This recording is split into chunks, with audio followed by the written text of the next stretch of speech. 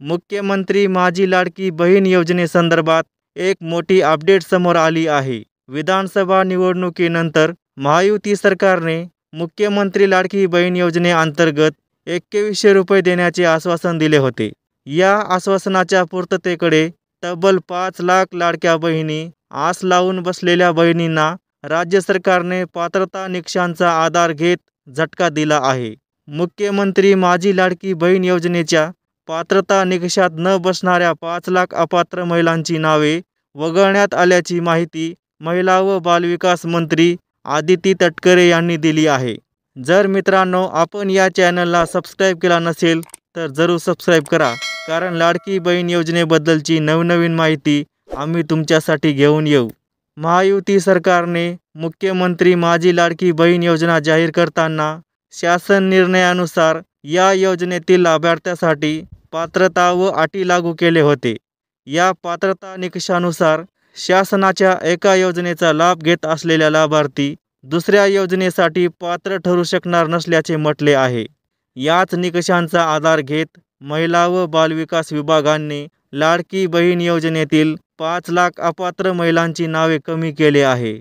अन्य पात्र महिलांना या योजनेचा लाभ देण्यासाठी महाराष्ट्र शासन कटिबद्ध असल्याचे आदिती तटकरे यांनी सांगितले आहे।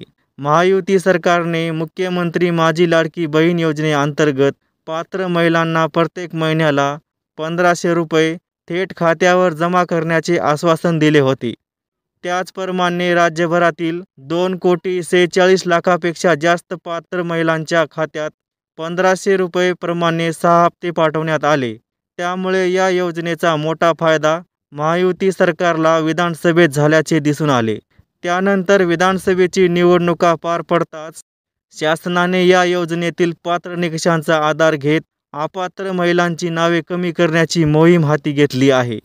त्या अंतर्गत मुख्यमंत्री लाडकी बहीण योजनेतील तब्बल 5 लाख अपात्र महिलांची नावे कमी करण्यात आली असून येत्या काळात ही संख्या वाढण्याची शक्यता आहे। मुख्यमंत्री लाडकी बहीण योजनेअंतर्गत वगळण्यात आलेल्या अपात्र महिलांमध्ये संजय गांधी निराधार योजनेचा लाभ घेणाऱ्या महिला आहेत। तसेच 65 वर्ष वयापेक्षा जास्त असलेल्या महिलासुद्धा अपात्र ठरलेल्या आहेत। तसेच कुटुंबातील सदस्याच्या नावावर 4 चाकी वाहन असलेल्या महिला, नमोशक्ती योजनेच्या लाभार्थी असलेल्या महिला आणि या योजनेतून स्वेच्छेने नाव मागे घेणाऱ्या महिला अपात्र ठरवण्यात आलेले आहेत।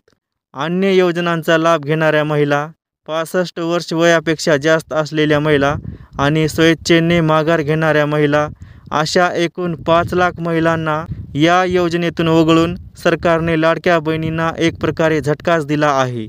जर मित्रांनो आपण या चॅनलला सबस्क्राईब केला नसेल तर जरूर सबस्क्राईब करा। नवनवीन माहिती आम्ही तुमच्यासाठी घेऊन येऊ।